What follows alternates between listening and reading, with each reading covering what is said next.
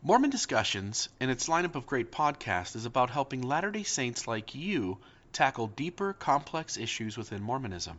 All financial support goes directly towards keeping these podcasts alive and supporting listeners like you. To support the programs on this podcast, please consider becoming a premium subscriber or making a donation at mormondiscussions.org.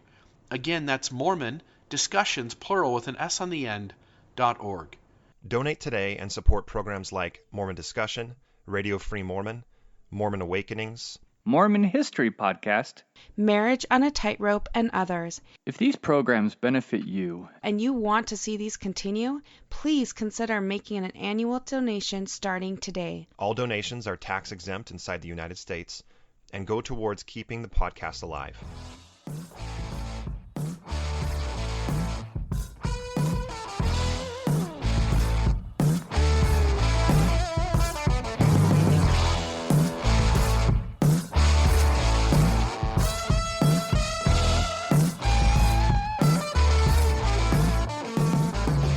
Testing 1 2 3. Testing 1 2 3. This is Radio Free Mormon on the air, broadcasting behind enemy lines.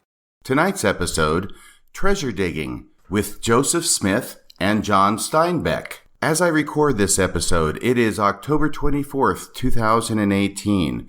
There is a full moon riding high in the sky, and I thought it might be a good time to talk about something seasonal, something Halloweenish, something marginally creepy, and something that has to do both with Mormonism as well as with literature. First, a little bit about me and Mormonism. As you know, I was baptized in 1978 and immediately became an ardent student of Mormonism. I lived through the 1980s in the LDS Church when a seismic shift was occurring in information that was coming forward about the early days of Joseph Smith. And by the early days, I mean the Joseph Smith that existed prior to the organization of the church in 1830 and prior to his assuming his prophetic mantle as the leader and president of the LDS Church. I mean the Joseph Smith who was a farm boy in upstate New York who worked very hard on his father's farm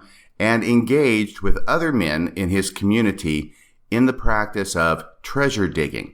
The idea was in the air that there were numerous treasures buried in the earth, perhaps put there in days gone by pirates or other individuals who might have a treasure that they wanted to hide in order to keep it safe, and that through some calamity or other, the pirates who buried the treasure either got killed before they could retrieve the treasure or managed to forget exactly where it was that the treasure was hidden. These treasures in the earth were protected by guardian spirits, and oftentimes the spirits that protected these treasures were in fact the spirits of the men who buried them in the first place, and their spirits came back to protect the treasure that they could no longer get in mortality. And in order to obtain them, first, an individual with special insight and ability had to be retained in order to locate the place where the treasure was hidden, and then certain rituals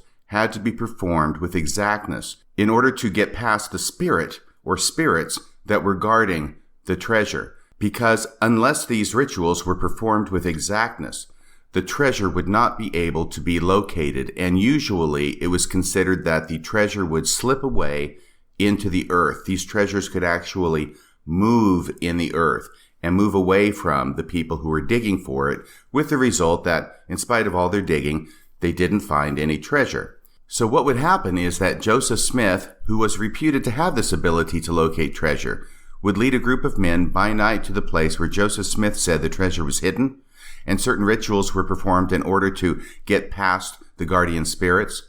And all the men dug as fast as they could into the earth, with the result that no treasure was located.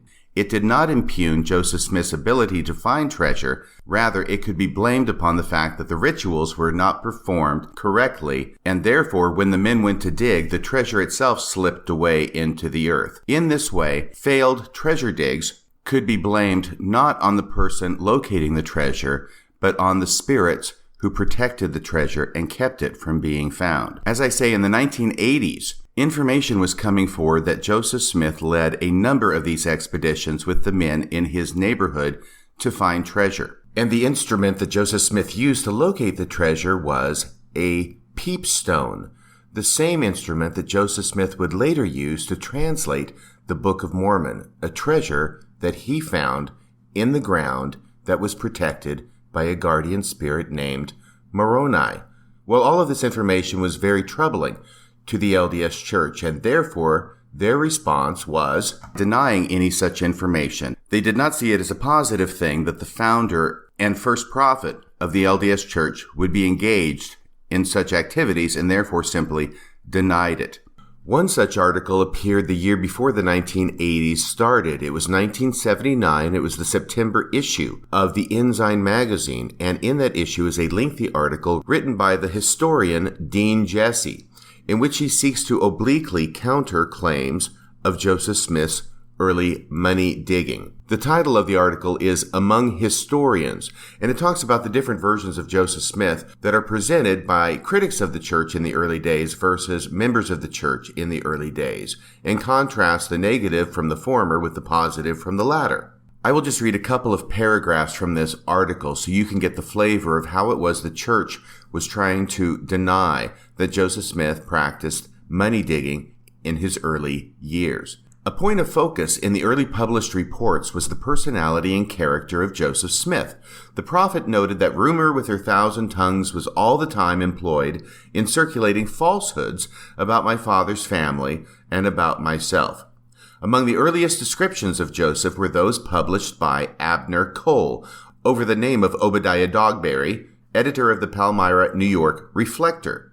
Using the E.B. Grandin Press, the moonlighting Cole gained unauthorized access to the Book of Mormon manuscript in 1829 and actually published extracts from it in his newspaper until forced to desist by Joseph Smith. That much is a familiar story to most members of the church. The article goes on, though. Miffed at the discovery and forcible discontinuance of his secret enterprise, Cole sought to defame Joseph Smith and his work. He described the prophet in degrading terms and explained the Book of Mormon as a deception growing out of the family's use of peepstones to dig for hidden treasure guarded by evil spirits. Yes, that's exactly what it says here in the September 1979 Ensign article. And even though this characterization of Joseph Smith is poo-pooed in this article, nevertheless, these are the facts that the LDS Church has finally had to come to grips with and acknowledge and admit in their Gospel Topics essays. Once again, Abner Cole described the prophet in degrading terms and explained the Book of Mormon as a deception, growing out of the family's use of peepstones to dig for hidden treasure guarded by evil spirits. He claimed that Joseph concocted the idea of finding a book from the suggestion of a vagabond conjurer named Walters, who had participated with the Smiths in their digging ventures. The article goes on. Cole laid the groundwork for the theme of deception, indolence, and irreligion that was to characterize descriptions of Joseph Smith in subsequent non-Mormon writings. But while early newspapers labeled Joseph Smith as an unprincipled character, and as a money digger who used peepstones, it was Eber D. Howe's book, Mormonism Unveiled, in 1834 that canonized that theme for future non-Mormon discussions. Now notice that characterizing Joseph Smith and his family as seeking for treasure with peepstones is considered at this time by this article and by the church as something that is degrading, as something that makes him an unprincipled character. And therefore, of course, they're going to deny it, that Joseph Smith ever practiced treasure digging with peepstones. Joseph Smith was not degraded, he was not unprincipled, and therefore he could not have participated in this activity. Flash forward to 2018, and now the church is saying, yes, he did participate in this activity, but it wasn't an unprincipled activity, it was not a degrading activity. Instead, this is just what folks did up in Joseph Smith's neck of the woods for fun and entertainment. It was a common practice, nothing degrading, nothing unprincipled about it. My, how things change. Going on with the article. It was Eber D. Howe's book, Mormonism Unveiled, in 1834 that canonized that theme for future non-Mormon discussions. Howe's work was the culmination of efforts of a Kirtland, Ohio anti-Mormon committee spearheaded by an embittered ex-Mormon, Philastus Hurlbut, cut off from the church for immorality. So that's the poisoning the well on Philastus Hurlbut. But what Philastus Hurlbut did was he went back to Joseph Smith's neck of the woods. He talked to his neighbors. This is just 1834. He goes back there. He finds people who knew Joseph Smith and his family, has them sign affidavits, and a lot of these affidavits mention the money digging, the treasure digging, the peepstones. So it's very important before we even get to what's in the affidavits that we show that Philastus Hurlbut cannot be trusted because he's an anti-Mormon. No, he's an embittered ex-Mormon cut off from the church for immorality. Who's going to trust anything that he has to say, or who's going to trust the affidavits that he gets from Joseph Smith's neighbors, the ones who actually knew Joseph Smith when he was younger? Skipping down a number of paragraphs in this article, although historical studies of Joseph Smith present two highly contradictory pictures of him, the answer to the question, what was the Mormon prophet really like, is not simply a matter of choosing between what may seem to be equally valid viewpoints.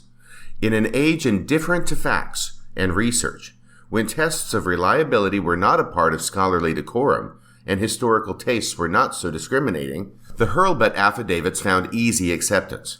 However, as more scientific historical procedures developed and writings of the past were re-evaluated, once acceptable themes lost their credibility. And you can see here how this article uses a lot of words to say that the Hurlbut affidavits are not credible without actually ever getting around to any details or facts to explain why they're not credible.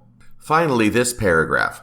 Concentrating more specifically on the Hurlbut affidavits, which we have to concentrate on because they talk about Joseph Smith money digging. Concentrating more specifically on the Hurlbut affidavits, Richard L. Anderson, who was a professor at BYU, in another important study showed from their similar word usage and organization how the mind of the crusading Hurlbut was superimposed over all that had been written. He also demonstrated, that's Richard L. Anderson, also demonstrated that the charges of laziness and occupational money digging were contradicted by the labors and activities of the family. After separating vague generalities from first-hand experience and analyzing the latter, he pointed out that Hurlbut not only had a hand in writing the affidavits, but very possibly fabricated some of the information. So I've taken this much time with this article from the September 1979 Ensign so that you can understand that when I say that information about Joseph Smith's money digging was coming to the fore and into the public and LDS discourse during the 1980s and apparently even a little bit before the 1980s, I am not leading you astray. And when I say that the church was busy denying, discounting, and poo-pooing that kind of information, I am also telling you exactly the way it was. And now in reading this article, we can see the reason that the church reacted in this way, because they did not see money digging by Joseph Smith as a simple, harmless preoccupation on his part, something that was common in folk magic that basically everybody in his community was doing as it is presented today, but rather they saw it as degrading and unprincipled to engage in this conduct. And that is why they fought against it with every fiber of their being until the information became so overwhelming, so obvious, so prevalent that the church has now had to admit to it in their own essays on the church website. Here it is, Gospel Topics section under the essay titled Book of Mormon Translation. Here's what the church says today on its own website, and compare this with what we just read the church saying back in 1979 in its official magazine. The other instrument that Joseph Smith used to translate the Book of Mormon, the other instrument which Joseph Smith discovered in the ground years before he retrieved the gold plates, was a small oval stone or seer stone. As a young man, during the 1820s, Joseph Smith, like others in his day, used a seer stone to look for lost objects and buried treasure. As Joseph grew to understand his prophetic calling, he learned that he could use this stone for the higher purpose of translating Scripture. So here, once again, we can clearly see the phenomenon that has been described before on this program as the anti-Mormon lies of yesterday, 1979, are now the admitted Mormon truths of today, 2018. So that's the first part of the introduction. The second part of the introduction is about me and literature. Now, back when I was in high school, I was the kid who avoided at all costs reading the books that were assigned to be read in class. I lived by Cliff Notes. And on those rare occasions when I absolutely had to read a book with any literary value whatsoever, I was dragged kicking and screaming to it. But in the last 10 years, I have reversed myself on the subject of literature and have immersed myself in various works of literature, from Shakespeare to Milton to Aeschylus, in older works of literature to more recent works of literature, including Melville and Dickens and Steinbeck. Now, John Steinbeck wrote a number of books, and at this point, I think I've read the majority. He wrote several books which were really too long to be called short stories, but too short to be called novels, and therefore they are sometimes called short novels of John Steinbeck. Not too many years ago, I got a collection of these in one volume, which contains 6 of his short novels: Tortilla Flat, The Moon is Down, The Red Pony, Of Mice and Men, Cannery Row, and The Pearl. Now, I expect most of you have heard of most, if not all, of these titles and have probably read at least one, if not more, of these short novels of John Steinbeck, because they are regularly assigned as reading, or at least they were back when I was in high school and junior high, regularly assigned as reading to the class. I had somehow managed to avoid reading Tortilla Flat, and when I finally got around to reading it not too long ago, I wondered what had taken me so long. It is a delightful short novel full of rich characters, and the basic idea of the book is that there are a number of characters in this town called Tortilla Flat. Danny is the central character around which all the other secondary characters orbit. All of these characters have one thing in common, which is basically they were what would have been called at the time bums. They did not work. They avoided work whenever possible, and any money they ever got went to wine, which they generally shared among each other. Danny has inherited a house, and he allows all of his other friends to sleep at his house. So basically, there's a bunch of bums sleeping at Danny's house. But because Danny has been so kind to them to allow them to sleep and have this roof over their heads, Danny is the hero of the story. And Danny is the character in the story toward whom the other characters have strong emotional attachments and feelings of affection. Now, the question that you're probably asking yourself is, what does Joseph Smith's treasure digging and John Steinbeck's Tortilla Flat have in common? Well, that is what this podcast tonight is about. As I read through Tortilla Flat and came to chapter 8, there is a wonderful section in it that talks about these characters engaging in treasure digging. And even though Tortilla Flat is written in the early 20th century, as opposed to the Book of Mormon coming forth in the early 19th century, and even though Tortilla Flat is placed on the coast of California, as opposed to the Book of Mormon, which was produced over toward the eastern seaboard in upstate New York, the similarities between the stories caught my fancy, and I wanted to share them with you tonight.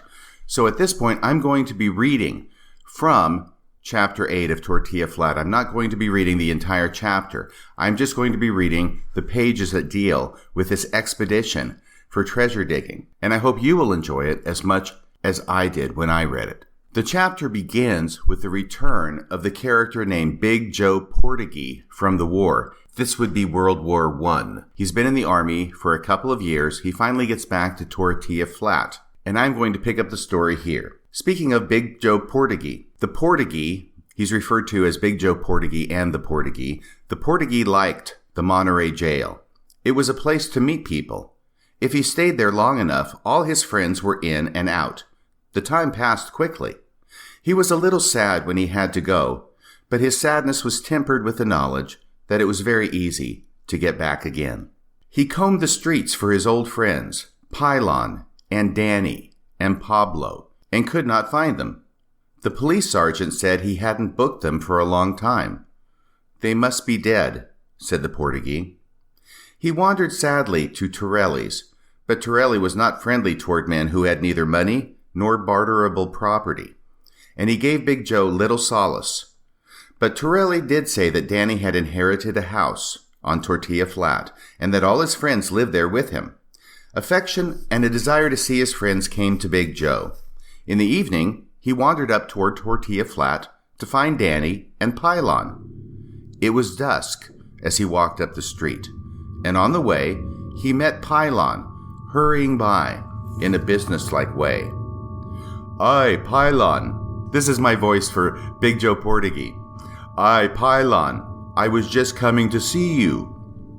"Hello, Joe Portuguese." That's my voice for Pylon. "Hello, Joe Portuguese." Pylon was brusque. "Where you been?" "In the army," said Joe. Pylon's mind was not on the meeting. "I have to go on." "I will go with you," said Joe. Pylon stopped and surveyed him. "Don't you remember what night it is?" he asked. "No. What is it?" "It is St. Andrew's Eve." Then the Portuguese knew, for this was the night when every paisano who wasn't in jail wandered restlessly through the forest. This was the night when all buried treasure sent up a faint phosphorescent glow through the ground. There was plenty of treasure in the woods, too. Monterey had been invaded many times in 200 years, and each time valuables had been hidden in the earth. So here we come to this interesting point where a specific night is associated with treasure digging. And we'll go on to see that they go up, and so do other people in the town, to go treasure digging in the forest just outside of Monterey and Tortilla Flat. And when I read this, I think about the fact that Moroni appeared to Joseph Smith on one particular night of the year. That was September 21st, which is the autumnal equinox. Now, all good Mormons are taught growing up that Moroni first appeared to Joseph Smith September 21st of 1823, and the following day showed him where the treasure, the gold plates, were hidden, but that Joseph Smith was not able to retrieve the treasure immediately. Instead, every year on that same night, Moroni would appear again to Joseph Smith and would have meetings with him and talk with him about the treasure, and apparently in some way educate him year by year until he was prepared to retrieve the treasure himself. And what we are taught is that Moroni appeared to Joseph Smith on September 21st of 1823. He waited a full year to talk to Joseph Smith again on September 21st of 1824, then again September 21st of 1825, then again September 21st of 1826, and finally September 21st of 1827, when Joseph Smith retrieved the plates. It is interesting that Moroni does not seem to appear to Joseph Smith on any date other than the autumnal equinox. He doesn't appear 3 months later or 6 months later. He doesn't appear on Joseph Smith's birthday. He doesn't appear on Christmas. He doesn't appear on Easter. It is always on the autumnal equinox. So it appears there is something significant about the autumnal equinox itself for Moroni to appear to Joseph Smith and to wait a year between his meetings with Joseph Smith to show up on that day. Now, from the magic worldview, the autumnal equinox is a significant time. It is a time for change. It is a time for paradigm shifts, and those include religious paradigm shifts. So what better time of the year for Moroni to appear to Joseph Smith year by year than the autumnal equinox? Because Joseph Smith is going to be the instrument through whom God restores his true church to the earth, which had been lost by apostasy. It was a huge religious paradigm shift, and this may be the significance either to Moroni in appearing to Joseph Smith exclusively on that day, or looked at another way, to Joseph Smith in recasting the visits of Moroni to him year by year on the autumnal equinox. Back to the book Tortilla Flat. St. Andrew's Eve is not the autumnal equinox. Rather, it is a specific night on which everybody knows, every paisano in Tortilla Flat knows, that this is the night for treasure digging. St. Andrew's Day is November 30th, and so St. Andrew's Eve is the night before November 29th. Back to the book. Then the Portuguese knew, for this was the night when every paisano who wasn't in jail wandered restlessly through the forest. This was the night when all buried treasure sent up a faint phosphorescent glow through the ground. There was plenty of treasure in the woods, too. Monterey had been invaded many times in 200 years, and each time valuables had been hidden in the earth. The night was clear. Pylon had emerged from his hard daily shell, as he did now and then. He was the idealist tonight, the giver of gifts. This night he was engaged in a mission of kindness. "You may come with me, Big Joe Portuguese, but if we find any treasure, I must decide what to do with it. If you do not agree, you can go by yourself and look for your own treasure." Big Joe was not an expert at directing his own affairs. "I will go with you, Pylon," he said. "I don't care about the treasure." The night came down as they walked into the forest. Their feet found the pine needle beds. Now Pylon knew it for a perfect night. A high fog covered the sky, and behind it the moon shone, so that the forest was filled with a gauze-like light. There was none of the sharp outline we think of as reality. The tree trunks were not black columns of wood, but soft and unsubstantial shadows. The patches of brush were formless and shifting in the queer light. Ghosts could walk freely tonight, without fear of the disbelief of men, for this night was haunted, and it would be an insensitive man who did not know it. Now and then Pylon and Big Joe passed other searchers who wandered restlessly, zigzagging among the pines. Their heads were down, and they moved silently and passed no greeting. Who could say whether all of them were really living men? Joe and Pylon knew that some were shades of those old folk who had buried the treasures, and who on St. Andrew's Eve wandered back to the earth to see that their gold was undisturbed. Pylon wore his saint's medallion, hung around his neck, outside his clothes, so he had no fear of the spirits. Does that sound like Joseph Smith's Jupiter medallion to anyone? Big Joe walked with his fingers crossed in the holy sign. Although they might be frightened, they knew they had protection more than adequate to cope with the unearthly night. The wind rose as they walked and drove the fog across the pale moon like a thin wash of gray watercolor. The moving fog gave shifting form to the forest, so that every tree crept stealthily along and the bushes moved soundlessly like great dark cats. The treetops in the wind talked huskily, told fortunes, and foretold deaths. Pylon knew it was not good to listen to the talking of the trees. No good ever came of knowing the future, and besides, this whispering was unholy. He turned the attention of his ears from the trees talking. He began a zigzag path through the forest, and Big Joe walked beside him like a great, alert dog. Lone, silent men passed them and went on without a greeting, and the dead passed them noiselessly and went on without a greeting.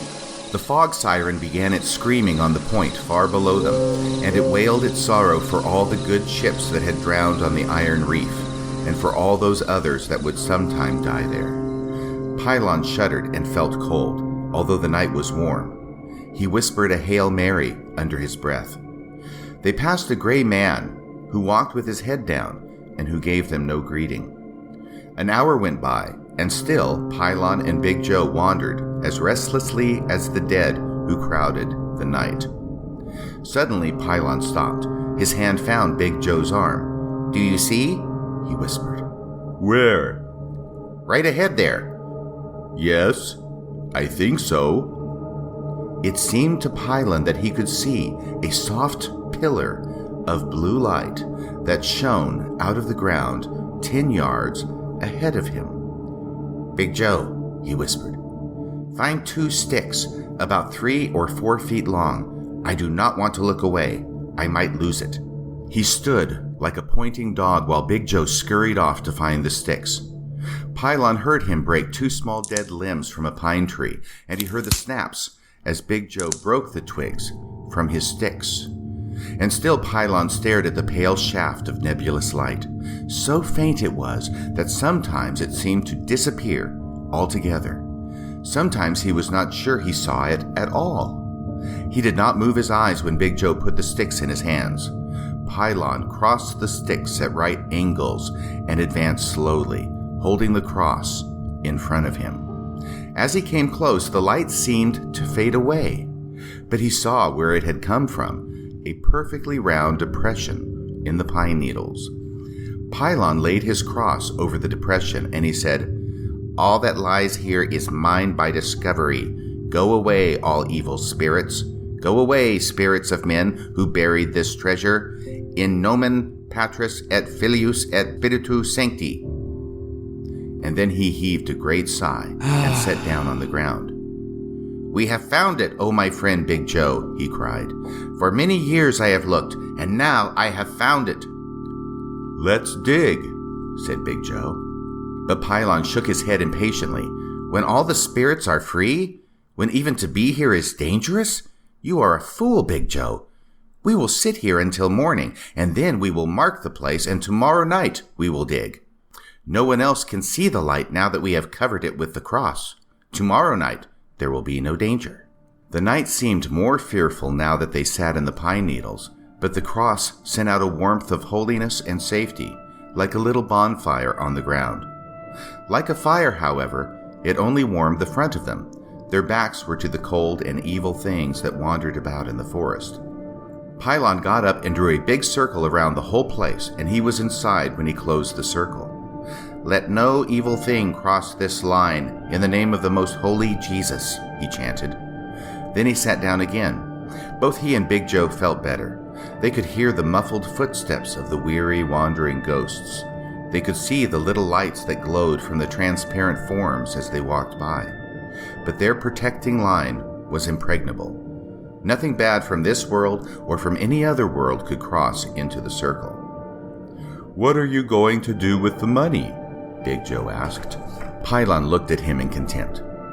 "You have never looked for treasure, Big Joe Portuguese, for you do not know how to go about it. I cannot keep this treasure for myself. If I go after it intending to keep it, then the treasure will dig itself down and down like a clam in the sand, and I shall never find it. No, that is not the way. I am digging this treasure for Danny." Okay, now at this point in the story, two elements of Joseph Smith's treasure digging come to my mind. The first is the idea about the treasure being able to slip away in the earth unless the correct rituals are performed. And the second is that the motive for retrieving the treasure cannot be one of personal greed. You remember the story that Joseph Smith told. On one of the occasions, he went to see Moroni at the hill Cumorah, and Joseph Smith wanted to get the gold plates in order to get the money from the gold plates so he could relieve his family from poverty. And as a result, Moroni read his mind and gave him a shock and sent him flying backward on his keister and told him he could not get the plates for personal gain, only because what was written on them was of value and scripture. So let me read this part again really quick, and then we'll go on. "You have never looked for treasure, Big Joe Portuguese, for you do not know how to go about it. I cannot keep this treasure for myself. If I go after it intending to keep it, then the treasure will dig itself down and down like a clam in the sand, and I shall never find it. No, that is not the way. I am digging this treasure for Danny." All the idealism in Pylon came out then. He told Big Joe how good Danny was to his friends. "And we do nothing for him," he said. "We pay no rent. Sometimes we get drunk and break the furniture. We fight with Danny when we are angry with him, and we call him names. Oh, we are very bad, Big Joe. And so all of us, Pablo and Jesus Maria and the pirate, and I talked and planned. We are all in the woods tonight looking for treasure. And the treasure is to be for Danny. He is so good, Big Joe. He is so kind, and we are so bad. But if we take a great sack of treasure to him, then he will be glad. It is because my heart is clean of selfishness that I can find this treasure." Won't you keep any of it? Big Joe asked, incredulous. Not even for a gallon of wine? Pylon had no speck of the bad Pylon in him this night. "No, not one scrap of gold, not one little brown penny. It is all for Danny, every bit." Joe was disappointed. "I walked all this way and I won't even get a glass of wine for it," he mourned.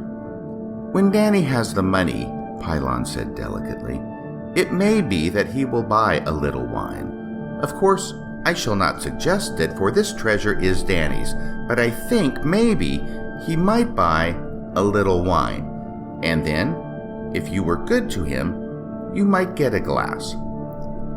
Big Joe was comforted, for he had known Danny a long time. He thought it possible that Danny might buy a great deal of wine. The night passed on over them. The moon went down and left the forest in muffled darkness. The fog siren screamed and screamed. During the whole night, Pylon remained unspotted.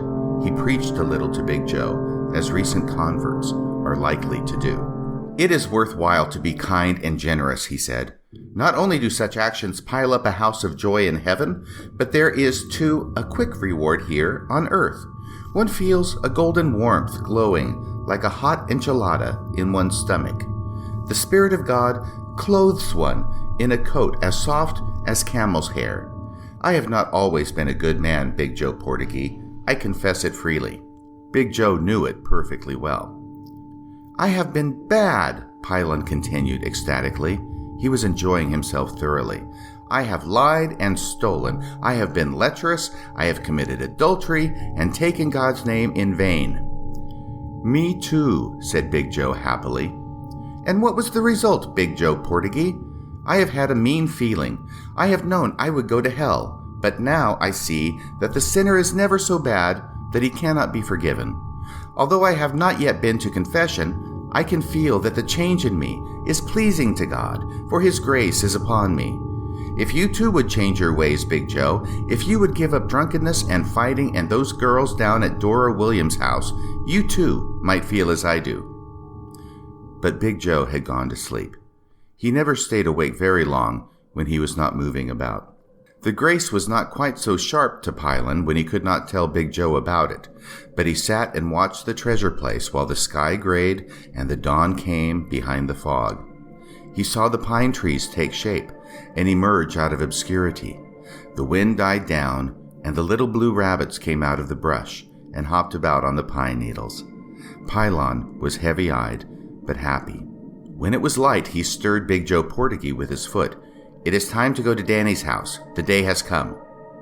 Pylon threw the cross away, for it was no longer needed, and he erased the circle. "Now," he said, "we must make no mark, but we must remember this by trees and rocks." "Why don't we dig now?" Big Joe asked. "And everybody in Tortilla Flat would come to help us," Pylon said sarcastically. They looked hard at the surroundings, saying, "Now, there are 3 trees together on the right and 2 on the left. That patch of brush is down there, and here is a rock." At last they walked away from the treasure, memorizing the way as they went. At this point in the story, a few things happen during the daytime, which I'm going to skip to get to the following night, when Pylon and Big Joe Portuguese go back to retrieve the treasure.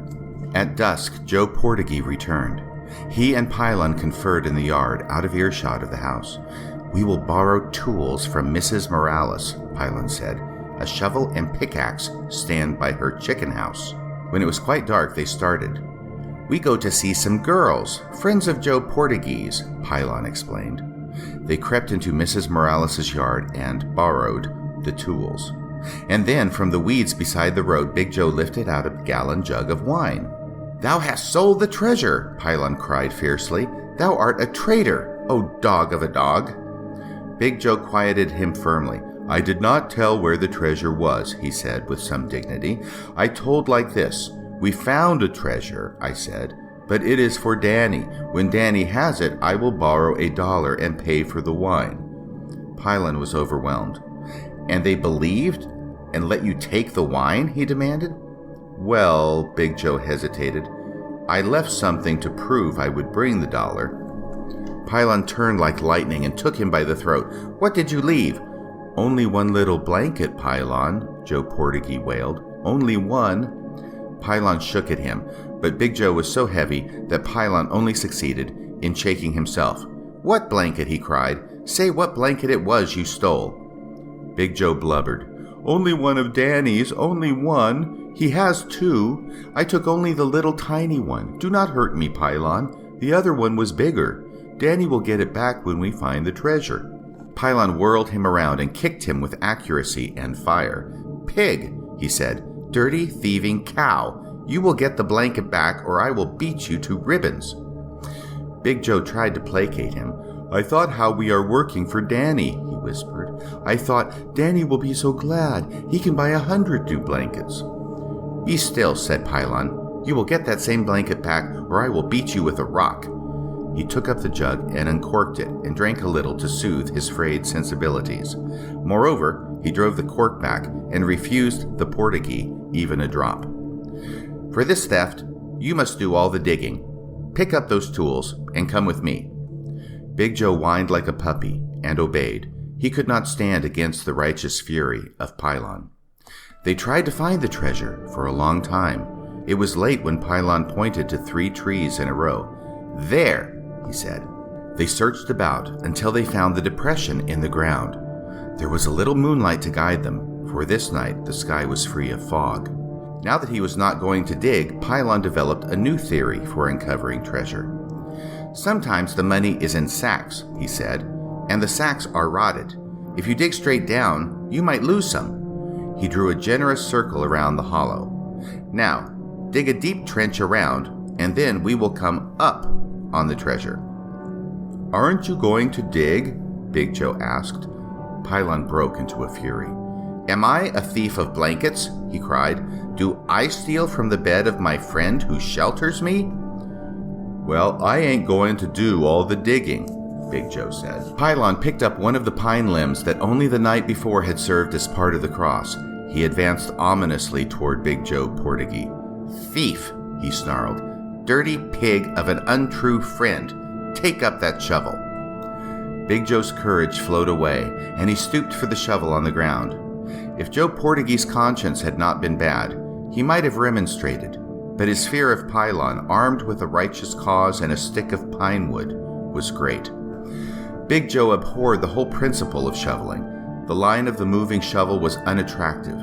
The end to be gained, that of taking dirt from one place and putting it in another, was, to one who held the larger vision, silly and gainless. A whole lifetime of shoveling could accomplish practically nothing. Big Joe's reaction was a little more simple than this. He didn't like to shovel. He had joined the army to fight and had done nothing but dig. But Pylon stood over him, and the trench stretched around the treasure place. It did no good to profess sickness, hunger, or weakness. Pylon was inexorable, and Joe's crime of the blanket was held against him. Although he whined, complained, held up his hands to show how they were hurt, Pylon stood over him and forced the digging. Midnight came, and the trench was 3 feet down. The roosters of Monterey crowed. The moon sank behind the trees. At last, Pylon gave the word to move in on the treasure. The bursts of dirt came slowly now. Big Joe was exhausted. Just before daylight, his shovel struck something hard. "Aye," he cried, "we have it, Pylon." The find was large and square. Frantically, they dug at it in the dark, and they could not see it. "Careful," Pylon cautioned. "Do not hurt it." The daylight came before they had it out. Pylon felt metal and leaned down in the gray light to see. It was a good-sized square of concrete. On the top was a round brown plate. Pylon spelled out the words on it. United States Geodetic Survey, 1915. Elevation, 600 feet. Pylon sat down in the pit, and his shoulders sagged in defeat. "No treasure?" Big Joe asked plaintively. Pylon did not answer him. The Portagee inspected the cement post, and his brow wrinkled with thought. He turned to the sorrowing Pylon. "Maybe we can take this good piece of metal and sell it." Pylon peered up out of his dejection. "Johnny Pom-Pom found one," he said, with a quietness of great disappointment. "Johnny Pom-Pom took the metal piece and tried to sell it. It is a year in jail to dig one of these up," Pylon warned. "A year in jail and $2,000 fine." In his pain, Pylon wanted only to get away from this tragic place. He stood up, found a weed in which to wrap the wine bottle, and started down the hill. So that is the story of treasure digging as related by John Steinbeck in Tortilla Flat. The similarities between his account and that of Joseph Smith's early treasure digging days are interesting and several. To me, John Steinbeck manages to capture some of the eeriness, and spookiness that would accompany a treasure dig, such as those led by Joseph Smith. And it also goes to show that among the less educated class of Americans, money digging, though we know it was popular in the early 19th century in upstate New York in Joseph Smith's neighborhood, was apparently just as popular and just as well known on the other coast of America in Monterey, California, 100 years later in the early 20th century. Now, returning to Joseph Smith's treasure digging, there are not many active Latter-day Saints who are aware of Joseph Smith's treasure digging in his young days. And among that small group of Mormons who do know about Joseph Smith's treasure digging, the majority of those tend to believe that this is something Joseph Smith did only in his youth, and that after he became the president of the LDS Church in 1830, he left all of that treasure digging behind him and assumed the mantle of prophet, seer, and revelator. But that is not entirely true, because 6 years later, in 1836, Joseph Smith was once again involved in a treasure dig. Now, this treasure dig was a little bit different than the ones he led among his neighbors in the 1820s. Instead, in 1836, Joseph Smith is in Kirtland, Ohio, and the church is in debt up to its eyeballs. They have borrowed tons of money from creditors, and those creditors live in New York City. So in 1836, Joseph Smith and some other leaders of the church were getting ready to head east from Ohio to New York to visit their creditors and try and restructure the debt because they were not able to pay it at that point. When lo and behold, a brother in the church with the last name Burgess appears in Ohio, in Kirtland, and tells Joseph Smith the following remarkable story. Brother Burgess says that he knows a house in Salem, Massachusetts, and that in that house there is a cellar, and hidden in the cellar is a treasure buried under the ground. Burgess tells Joseph Smith that he can recognize that house, that he can take Joseph Smith to it, and that they can find the treasure, and that this treasure can then be used to pay off the church's debts to the creditors in New York. Here's what B.H. Roberts wrote in his Comprehensive History of the Church, Volume 1, page 411. Ebenezer Robinson is the member of the church through whom this story comes. Ebenezer Robinson, for many years a faithful and prominent elder in the church, and at Nauvoo associated with Don Carlos, brother of the prophet, in editing and publishing the Times and Seasons, so that's the background of Ebenezer Robinson, states that the journey to Salem arose from these circumstances. There came to Kirtland a brother by the name of Burgess, that's the guy I was telling you about. There came to Kirtland a brother by the name of Burgess who stated that he had knowledge of a large amount of money secreted in the cellar of a certain house in Salem, Massachusetts, which had belonged to a widow, then deceased, and thought he was the only person who had knowledge of it, or of the location of the house. The brethren, accepting the representations of Burgess as true, made the journey to Salem to secure, if possible, the treasure. Burgess, according to Robinson, met the brethren in Salem, but claimed that time had wrought such changes in the town that he could not for a certainty point out the house, and soon left. That's the end of the quote from Comprehensive History of the Church by B.H. Roberts. Now, the one fact that we know about this entire story is that no treasure was found, no money was found in the cellar of this house or any other place in Salem, Massachusetts, that Joseph Smith and the other leaders of the church used to retire the debt that the church owed to the creditors in New York. But this part here at the end is interesting because what B.H. Roberts says is that Burgess met the brethren in Salem, but claimed that time had wrought such changes in the town that he could not for a certainty point out the house, and soon left. Now compare this with what Joseph Smith wrote to his wife. This is in August of 1836 that they make the trip to Salem. And on August 19th, 1836, Joseph wrote from Salem to his wife, Emma, in Kirtland, Ohio, and here's what he wrote.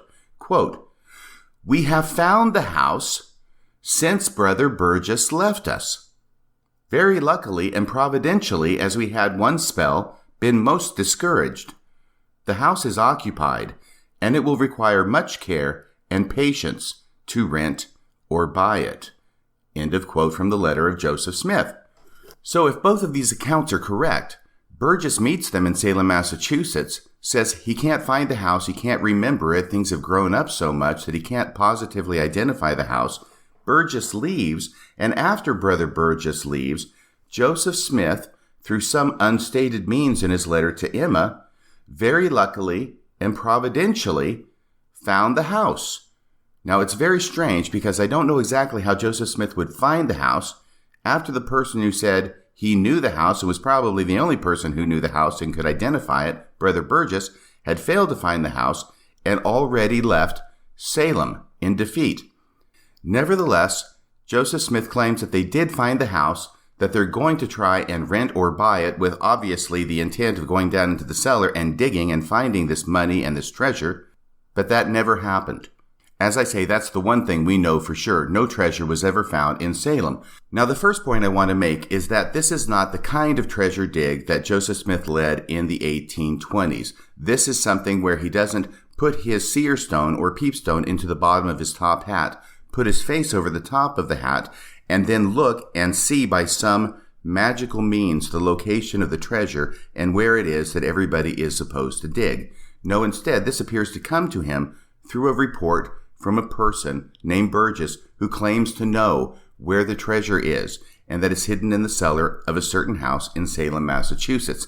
And I can hardly fault Joseph Smith being in debt up to his eyeballs and hearing that there might be a treasure hidden in the basement or the cellar of a house and wanting to go and see if he could dig it up and find that treasure and use it to pay off church debts. It's hard to find fault with that. In fact, I might have been tempted to do the same thing in the same circumstances. The problem comes, though, when Joseph Smith doesn't just go to the house and try and find it and maybe finds it and then for some reason never is able to get the treasure. The problem is that he involves God in the plan. What do I mean by that? Well, Joseph Smith, after getting to Salem, Massachusetts, receives a revelation from God. Well, what's wrong with receiving a revelation from God, you ask? The problem is that God appears to prophesy that Joseph Smith will be successful in obtaining the treasure that he has gone to Salem to find. And this revelation is enshrined in the current edition of the Doctrine and Covenants under section 111. Yes, that's 111. Very easy to remember. It's a very short revelation. It's not quoted very much in the church for some reason, nor are the circumstances around it talked about very much in the church for some reason. And section 111 in the current edition of the Doctrine and Covenants has this introduction. Revelation given through Joseph Smith the prophet at Salem, Massachusetts, August 6th, 1836. Now remember, this is August 6th of 1836 when he gives this revelation. And it is on August 19th, which is 13 days later, almost 2 weeks later, that Joseph writes from Salem to his wife Emma saying, "Brother Burgess has left us, but we've luckily and providentially found the house where the treasure is buried." So that's August 19th. But on August 6th, almost 2 weeks before, Joseph Smith receives this revelation. At this time, I'm going back to the introduction to section 111. At this time, the leaders of the church were heavily in debt due to their labors in the ministry. Hearing that a large amount of money would be available to them in Salem. Now notice that the introduction in the church-produced Doctrine and Covenants does not talk about where they heard it from or where this money is supposed to be located. It keeps it all very general and faith-promoting. Hearing that a large amount of money would be available to them in Salem, the prophet, Sidney Rigdon, Hiram Smith, and Oliver Cowdery traveled there from Kirtland, Ohio, to investigate this claim, along with preaching the gospel. The brethren transacted several items of church business and did some preaching. When it became apparent that no money was to be forthcoming, they returned to Kirtland. Several of the factors prominent in the background are reflected in the wording of this revelation. So let's talk about this revelation. I'll read it to you. It is not that long. It is only 11 verses long. And the revelation talks about treasure that will be found in Salem. And in some places, it seems to talk about the actual treasure of money that Joseph Smith went there to find. I mean, that is the reason that he went there, to Salem, Massachusetts. He's only getting this revelation after arriving in Salem, Massachusetts. So part of this revelation talks about the treasure that he is going to find, which he doesn't end up finding, but he expected to at the time the revelation was given. And it seems he even expected to 13 days later when he wrote the letter to Emma. But the other treasure that's talked about in the revelation appears to be conversions of people, perhaps, in the city. So it talks about both, but I think that even though it talks about conversions of people as a treasure, and that there are more treasures than one, it is very clear that it is also talking about the treasure of money, which was the specific reason for making the trip to Salem, Massachusetts. Here's the revelation. I, the Lord your God, see, this is God getting involved. I, the Lord your God, am not displeased with your coming this journey, notwithstanding your follies. I have much treasure in this city for you, for the benefit of Zion, and many people in this city, whom I will gather out in due time for the benefit of Zion through your instrumentality. So you see, there is treasure in this city for you for the benefit of Zion. That's to retire the debts. And also, in addition to the treasure and separate from the treasure, many people in this city. The revelation contemplates these two things as completely different, the treasure and the people. Verse 3, therefore it is expedient that you should form acquaintance with men in this city, as you shall be led, and as it shall be given you.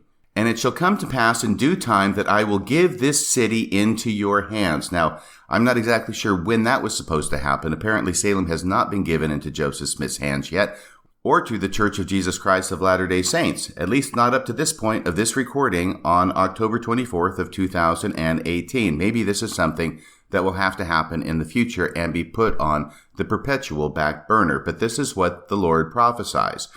And it shall come to pass in due time that I will give this city into your hands, that you shall have power over it, insomuch that they shall not discover your secret parts. And its wealth pertaining to gold and silver shall be yours. So there we have the gold and the silver talking about the treasure, the literal treasure that they came to seek. Concern not yourself about your debts. See, there's the debts that they are concerned about. Concern not yourself about your debts, for I will give you power to pay them. Concern not yourselves about Zion, for I will deal mercifully with her.